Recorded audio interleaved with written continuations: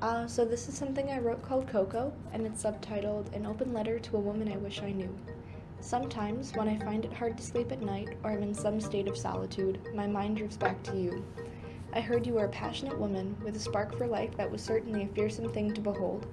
I was told you had a kind heart and let no creature or person pass by you without recognizing its worth in this world. You were courageous yet tender, braving your way into a world and career of which you were told women had no chance in, yet you thrived in.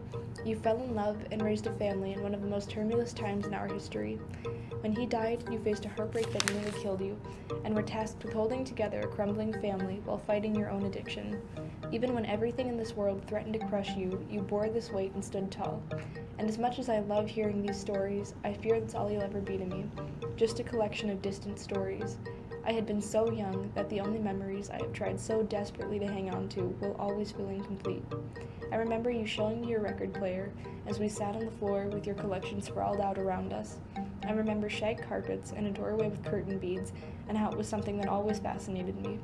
I remember your dog, Coco, and the joy Andrew and I felt chasing him around. The name Coco became so familiar to me that we had only ever called you Grandma Coco. Until recently, I had never even known your real name.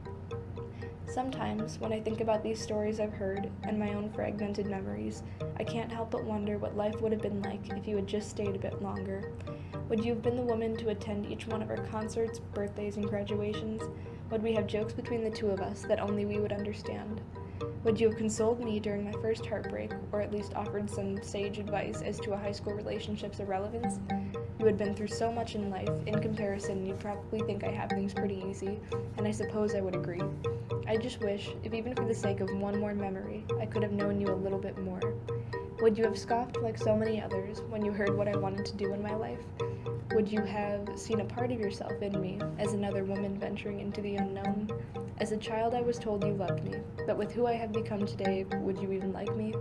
Whether you're out there or not, guiding my life or simply gazing upon its progression, I hope something that I'm doing is making you proud.